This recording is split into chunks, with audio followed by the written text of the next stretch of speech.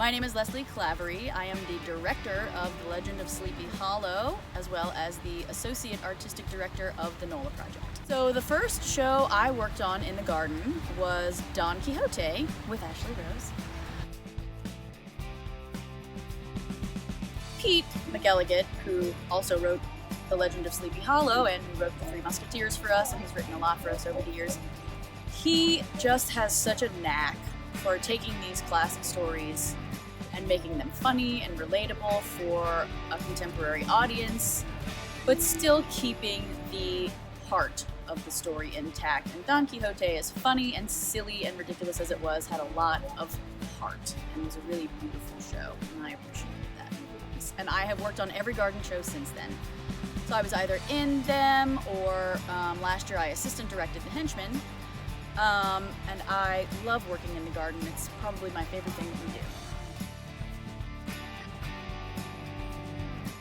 For this show, the main reason we set it in the pine grove in the front is because it's kind of a scary, spooky show. It's a really funny show. It's got kind of some gory, weird, Halloween stuff going on.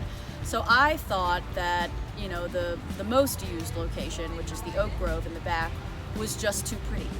I just thought it was too pretty and too lovely and scenic, and the vibe of the pine grove in the front is more like spooky forest with the big tall towering trees as opposed to the beautiful mossy oaks.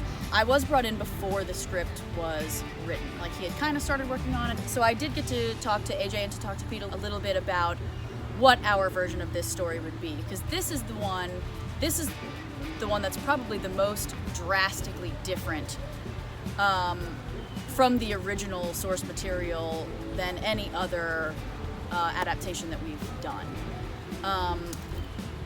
Washington Irving, who wrote The Legend of Sleepy Hollow, he wrote, it's a short story.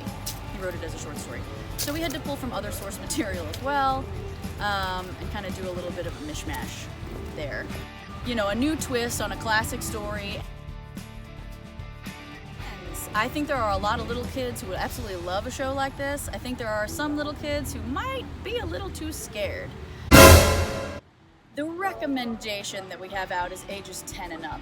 However, again, I think that varies person to person. I know a lot of little kids who love spooky stuff, scary stuff, gory stuff, and honestly, even the scariest moments in this show still have an element of humor to them.